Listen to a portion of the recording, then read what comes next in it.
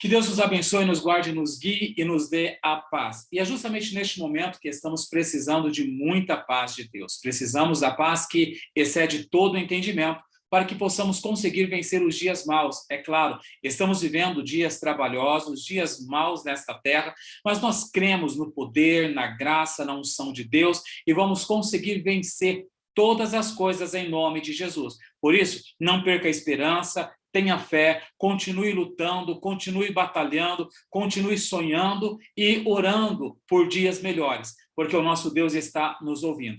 E é justamente neste momento de dificuldade que estamos passando, que estamos vivendo, que eu quero trazer um estudo que eu acabei preparando para trazer neste momento, para que possamos aí aprender algumas coisas, para que possamos ver algumas características básicas e notórias sobre a espiritualidade diante do luto. Eu quero trazer, em rápidas palavras, uma pequena reflexão, então, sobre a espiritualidade diante do luto.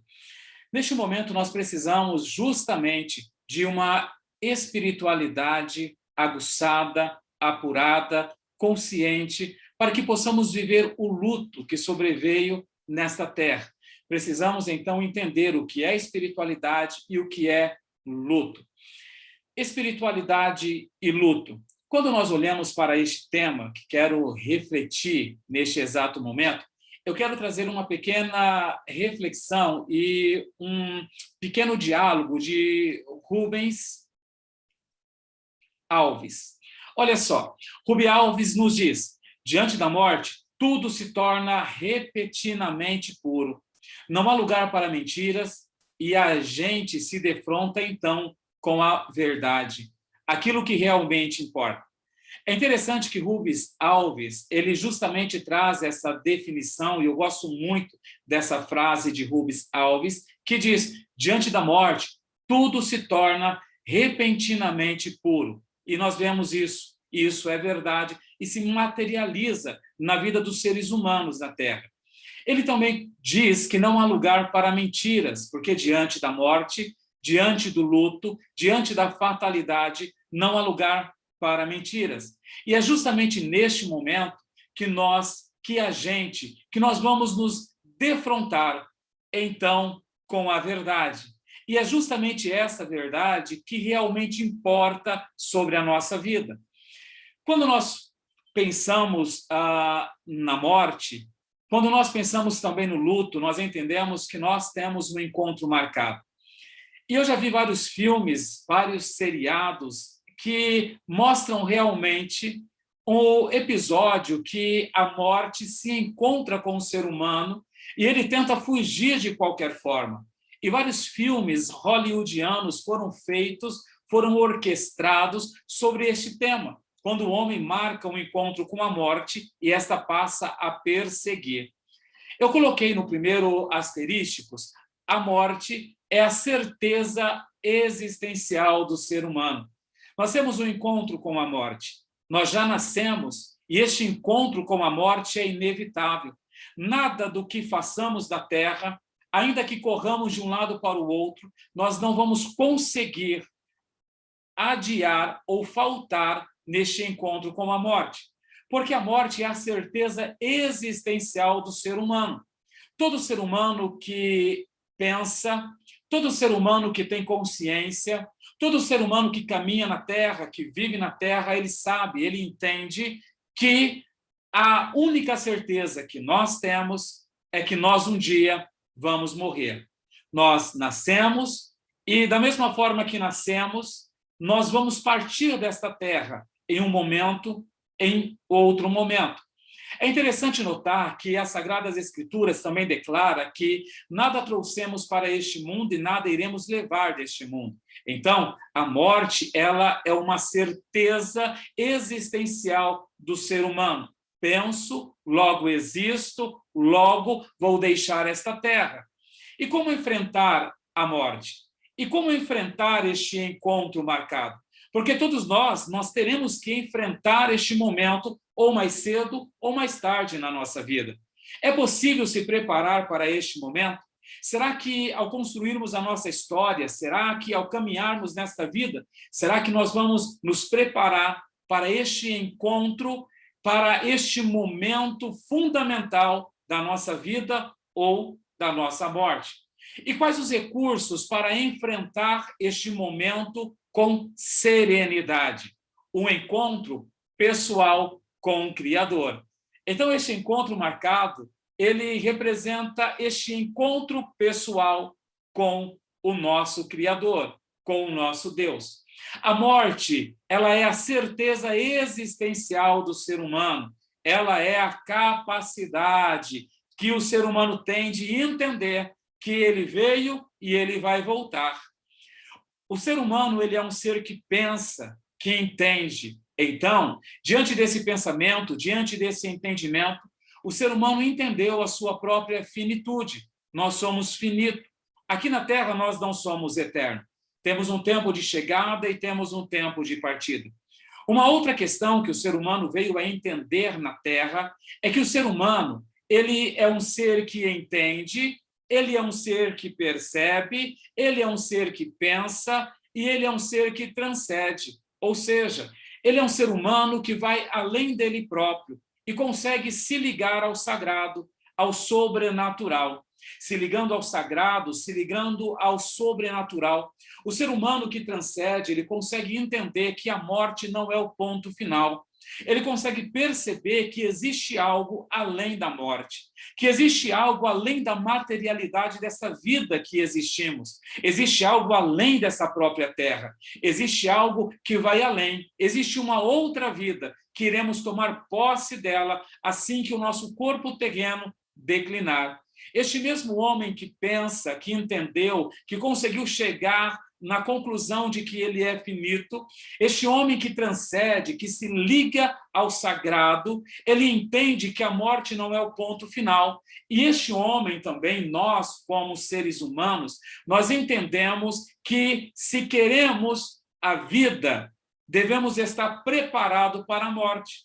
É isso que diz o pai da psicanálise, Freud. Olha o que Freud diz: se queres a vida, prepara-te para a morte. Eu não posso ter a vida sem a fundamentação da morte. É isso que Freud estava querendo dizer. Existem muitos arquetipos da morte. A morte, ela também é representada, o arquetipo dela, por uma ponte que me leva até uma outra localidade. A morte também, um segundo arquetipo dela, é uma porta, é uma passagem, é um túnel, é uma luz no final deste túnel. Mas aí surge a grande pergunta: como enfrentar a morte? Como nós iremos enfrentar a morte? Como nós enfrentaremos a morte? O último inimigo a ser destruído é a morte. Quando nós olhamos para 1 Coríntios, capítulo de número 15, verso 26, nós vemos que o apóstolo Paulo nos declara, dizendo que a morte, ela é o nosso último inimigo. Ao caminharmos na Terra, nós enfrentamos inúmeros inimigos, ameaças e desafios. Mas o último inimigo que devemos enfrentar e devemos vencer, em nome de Jesus, é a morte. Então, a morte não é nossa amiga. A morte não é nossa companheira. A morte, segundo as Sagradas Escrituras, ela é uma inimiga que deve ser vencida. Foi vencida por Cristo e Cristo conquistou essa vitória para nós com a ressurreição e agora nós iremos vencer porque passaremos pela morte e alcançaremos a vida, a semelhança do nosso Cristo. Olha o que o apóstolo Paulo diz em 1 Tessalonicenses, capítulo 4, verso de número 13. Ele diz assim: não quero, porém, irmãos, que sejais ignorantes acerca dos que dormem, para que não vos entristeçais como os demais que não têm esperança.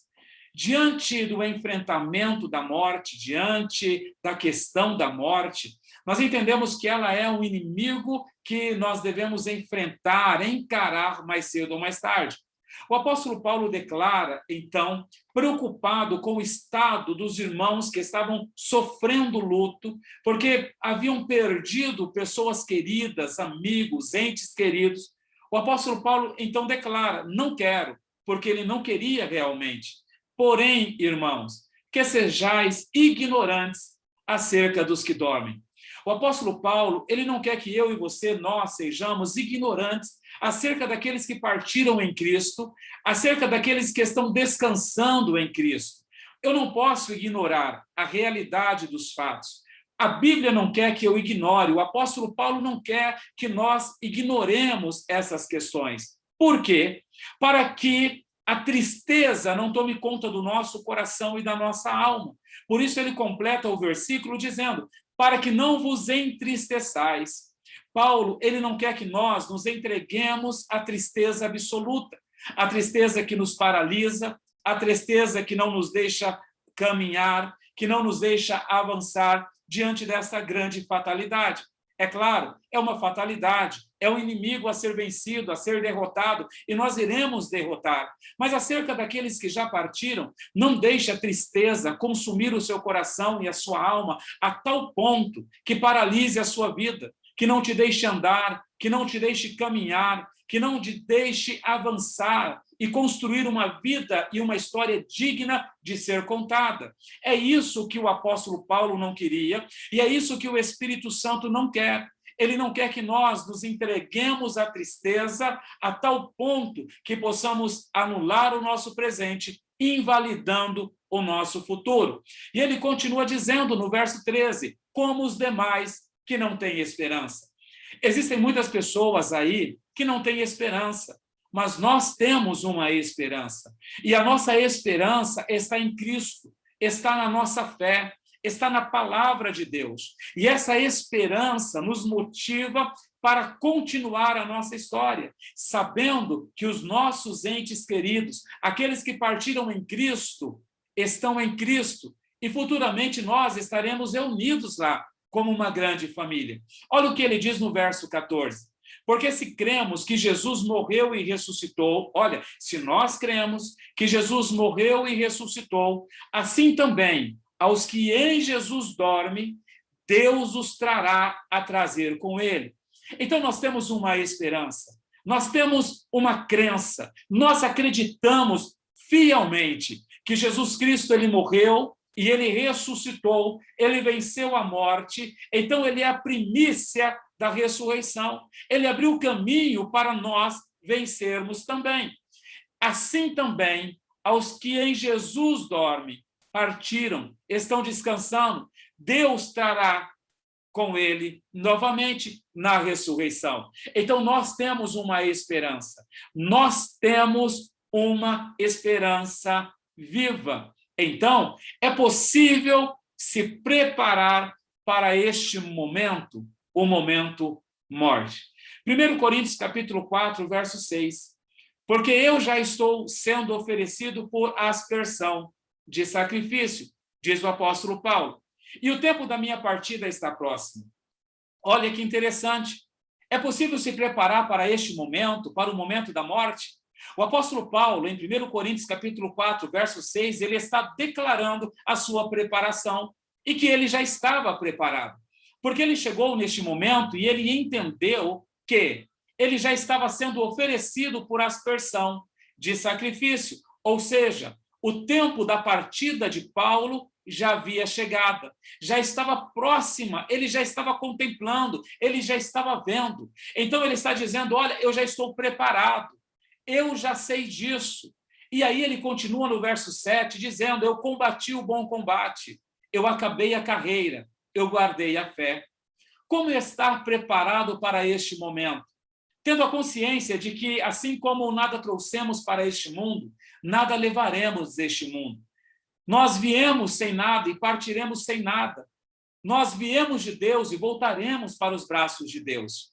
É interessante notar que Paulo tinha essa consciência da sua finitude humana, não de que era finita a alma e o espírito, mas o corpo físico, sim. Paulo, ele estava dizendo, olha, diante disso, eu combati o bom combate. A minha luta valeu a pena. A minha história valeu a pena. Eu não fiz o que eu queria fazer, mas eu fiz o melhor que eu pude fazer. Está preparado para este momento? Está preparado para encontrar com a morte? É ter uma viva esperança. É ter uma fé estabelecida na palavra de Deus. é olhar para trás e poder perceber que, ainda que não fizemos tudo o que queríamos, mas nós fizemos tudo o que nós podíamos fazer para ser melhor, para ser verdadeiro, para abençoar as outras pessoas. É ter orgulho da minha história, da história que eu construí. É reconhecer que eu acabei a carreira. É reconhecer que eu concluí a minha história, que eu acabei o meu momento na terra e que eu guardei a fé. Não adianta combater o bom combate, entender que acabou a carreira, se nós, no final de tudo, não estivermos com a nossa fé guardada em nosso coração.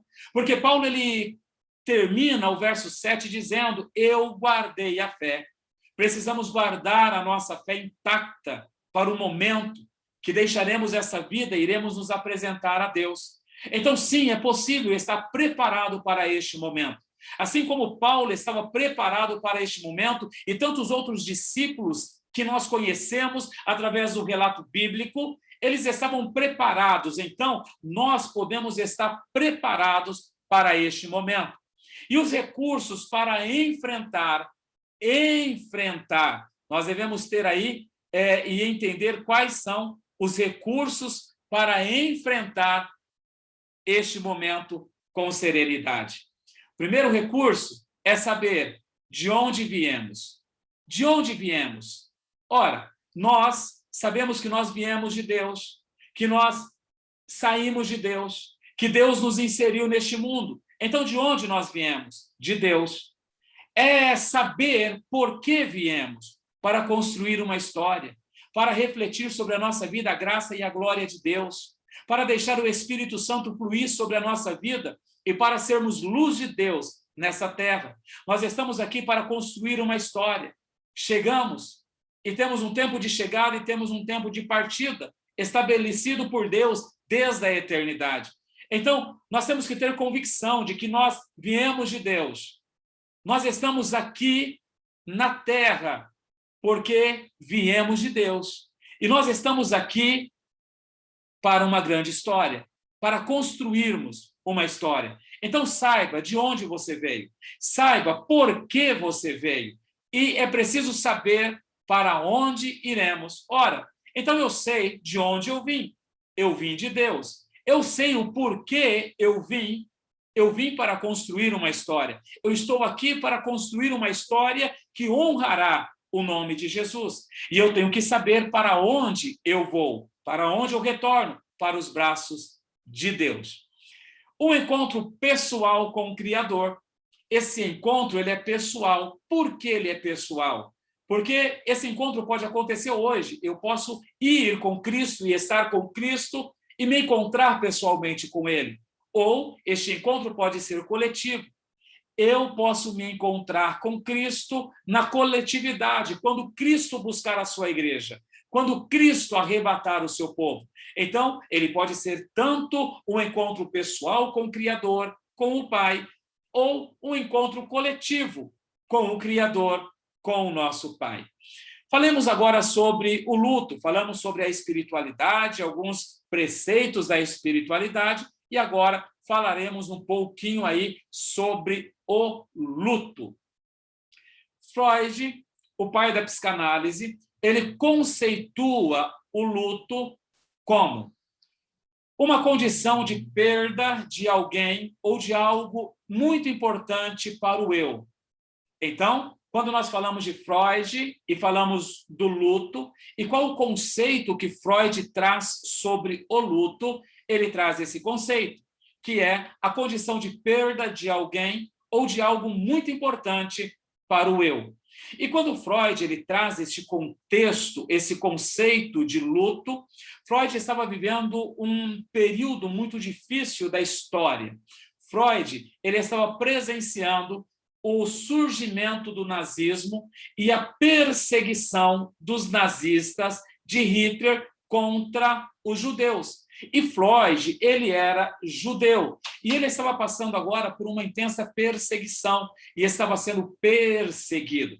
Então, Freud, ele presenciou muitas famílias sendo dilaceradas, muitas pessoas perseguidas, muitas pessoas sendo encarcerada, muita morte ao seu redor. Então, Freud, ele viveu intensamente com a questão do luto.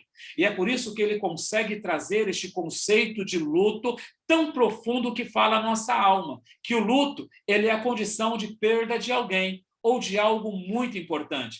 Porque os judeus, naquele exato momento, estavam perdendo muitas pessoas que amavam e estavam perdendo coisas que eram importantes para o seu modo viventes, para o seu dia a dia, porque eles haviam construído e adquirido importância e coisas importantes para ele.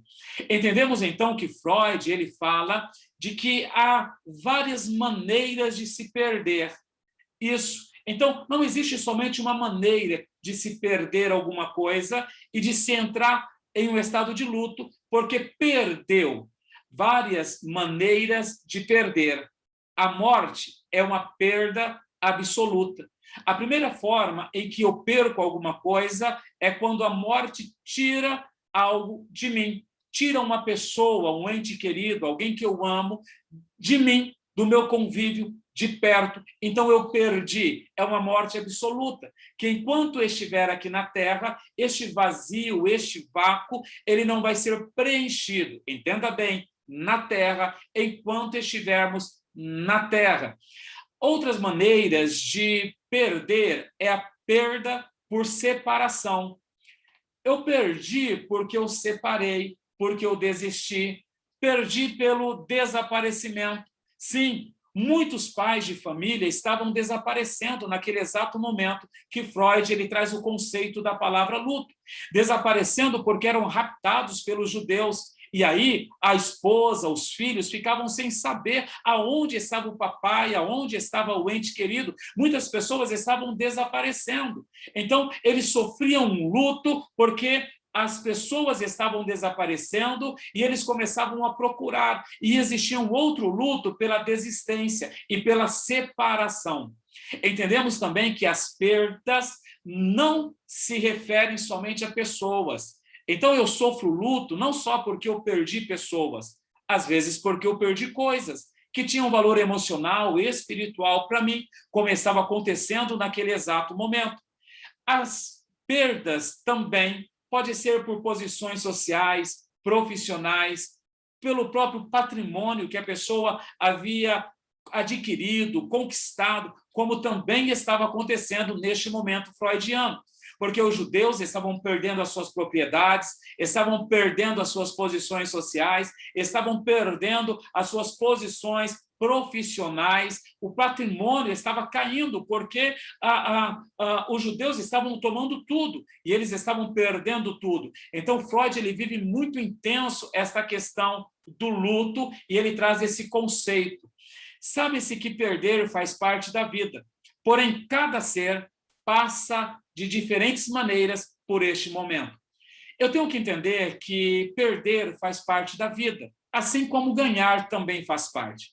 Porém, cada pessoa é um universo único, é um ser único, e cada pessoa tem uma maneira de lidar com a perda, com o luto, com a separação, com a desistência, com o desaparecimento, com a perda de posição social, com a perda de posição profissional, com a perda de patrimônio. Cada pessoa ela sofre de uma determinada maneira, não tem como nós trazermos aqui um nível para dizer que é dessa forma. O sofrimento não pode ser medido porque cada pessoa sente e reage de uma certa maneira, e devemos entender isso.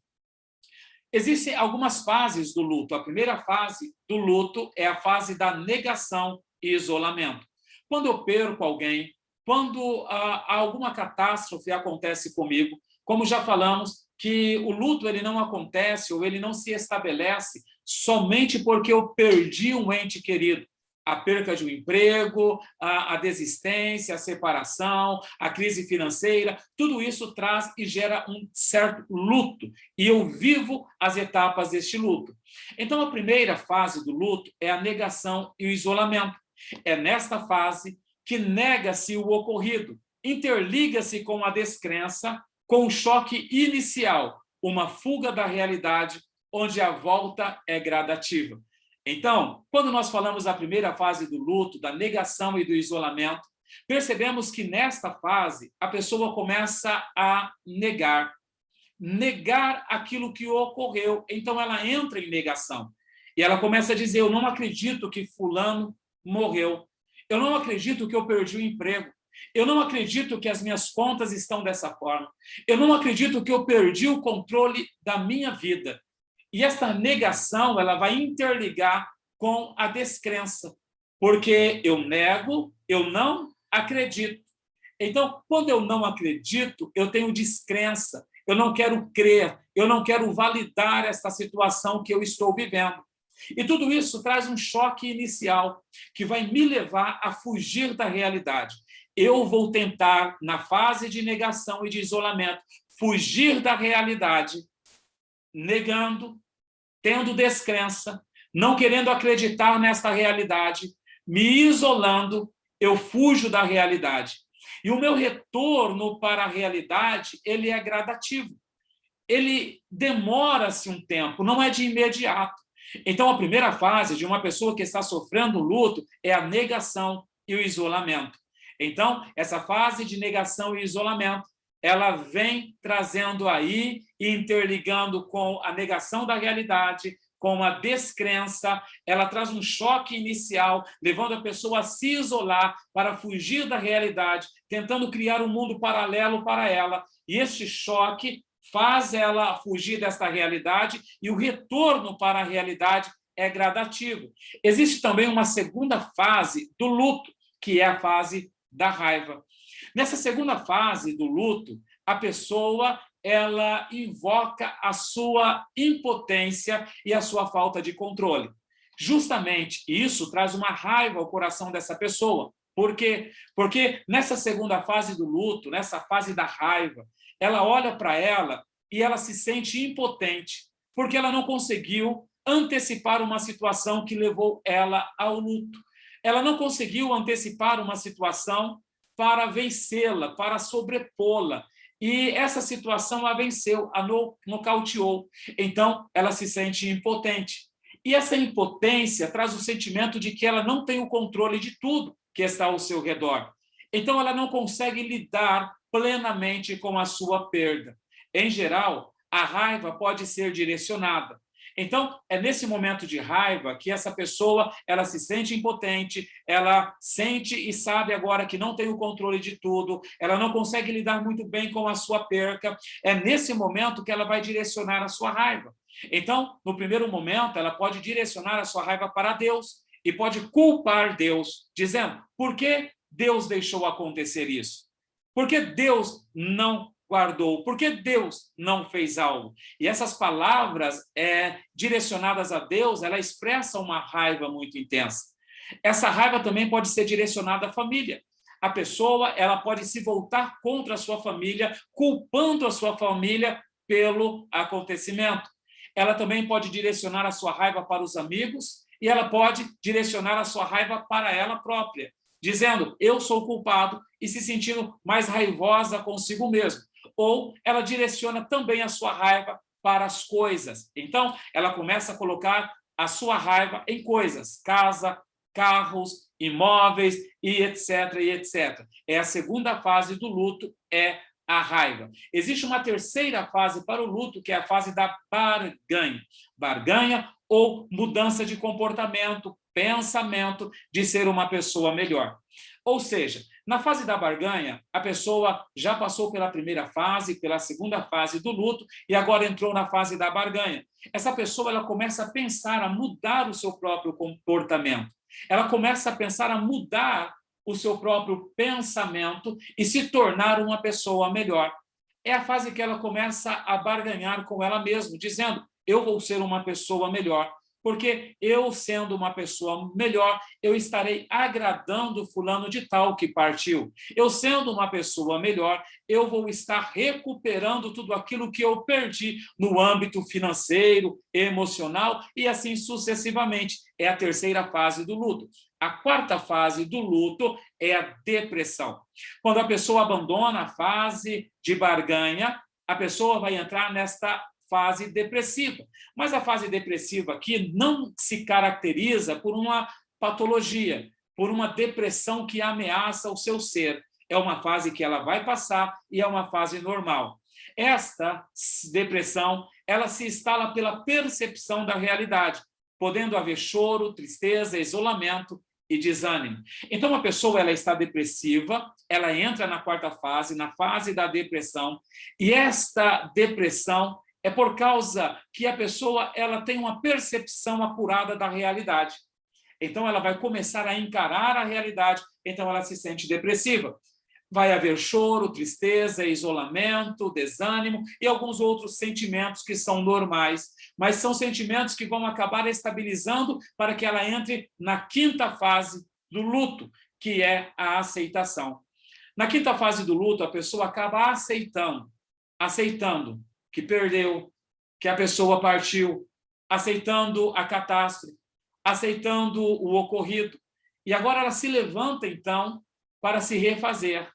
Ela aceita e ela segue com a sua própria vida, é a quinta fase do luto. E como ajudar as pessoas enlutadas? Eu coloquei alguns pontos aí, como ajudar as pessoas enlutadas. Primeiro, oriente-o a não tomar nenhuma decisão importante durante um ano. Então, uma pessoa enlutada, ela deve ser orientada a não tomar nenhuma decisão importante durante um período de pelo menos um ano. Por favor, não case de novo. Durante um ano é o recomendado. Segundo, não diga para uma pessoa enlutada, sei como se sente. Se você quiser aconselhar ou se você quiser estar perto de uma pessoa que está sofrendo e passando por este período de luto, não chegue para ela e diga, eu sei como se sente. Quando você diz isso, você coloca ela mais para baixo ainda, porque ali ela não quer saber do que você sente, ela quer saber do que ela está sentindo. E quando você diz que você sabe o que ela está sentindo, você está menosprezando a dor dela e ela vai enxergar isso com maus olhos. Em terceiro lugar, não diga, não se preocupe, vai passar. É claro que vai passar, mas não diga para uma pessoa enlutada, não se preocupe, vai passar. Porque naquele momento, aquela pessoa não quer que passe. E quando você diz que vai passar, gera uma revolta dentro dela. Porque aquele momento não é de passar, é de viver o luto. Deixe a pessoa viver o luto. Então não chegue para essa pessoa e diga, não se preocupe, vai passar. Nessa fala, você não ajuda, você coloca mais para baixo e você potencializa a ira dela. Se você quer ajudar uma pessoa que está passando pelo luto, não conte a sua história. Não dê o seu testemunho para essa pessoa. Essa pessoa que está passando pelo luto não quer saber do seu testemunho. Ela quer viver a dor dela. Ela quer viver aquele momento. Então, não conte a sua história. Deixe o seu testemunho para depois. Se você for uma pessoa enlutada, não vá para contar a sua história. Vá para ouvi-la. Ouça. Não fale. Ouça. Confirme a dor dessa pessoa, dizendo, vejo que você está sofrendo muito. Então, quando você chegar perto de uma pessoa que está passando por luto, olhe para ela e diz, olha, eu percebo, eu estou vendo que você está sofrendo muito. Então, confirme a dor. Fale que você está vendo que ela está sofrendo. Escute essa pessoa quantas vezes for preciso, porque essa pessoa está com necessidade de contar sobre o seu sofrimento. Então, escute ela. Escute quantas vezes for preciso e não perca a paciência com essa pessoa. Incentive essa pessoa a estabelecer metas pequenas. Se você quer ajudar ela, então incentive ela a estabelecer metas pequenas em sua vida. Leia um versículo da Bíblia durante o dia. Então, pequenas metas para começar a reconstruir a sua vida ou a vida dela. Incentive-a. Tá? É para incentivar, não é para determinar o que ela precisa fazer. Não é para impor o que ela precisa fazer. Incentive-a. Mostre que existe esperança em Cristo. Mostre para essa pessoa justamente a fé, que existe uma esperança e nós vivemos neste momento de luto pautados em uma esperança, em Cristo Jesus, de que um dia nós estaremos todos juntos nas mansões celestiais. Uma outra questão, ajude a estabelecer uma nova rotina. Ajude essa pessoa. Não é para impor uma rotina a ela, não é imposição, é ajudar ela a estabelecer uma rotina para a vida dela e não para a sua vida. Converse sobre os medos dela. Porque uma pessoa enlutada, ou porque perdeu um ente querido, ou porque perdeu o emprego, ou porque perdeu o controle da sua vida, ela tem muitos medos. Então, ajude essa pessoa a falar sobre os medos, a enfrentar os seus medos. Ajude essa pessoa. Dessa forma, fazendo isso, estaremos então ajudando as pessoas enlutadas, ajudando as pessoas que precisam do nosso apoio, precisam da nossa presença, e uma presença que edifique, pois em Cristo nós somos mais do que vencedores. Estamos passando por momentos difíceis e trabalhosos, mas eu creio que se colocarmos em prática tudo aquilo que aprendemos nesse pequeno slide e nessa pequena aula que eu quis trazer para esse momento, para aprendermos a lidar com as pessoas que estão passando por luto e também para mostrar que nós temos uma esperança. Então, nós temos uma esperança. Que Deus te abençoe, que Deus te guarde, Deus te guie e resplandeça a glória dele sobre a tua vida. Sucesso, paz e muita alegria em nome de Jesus.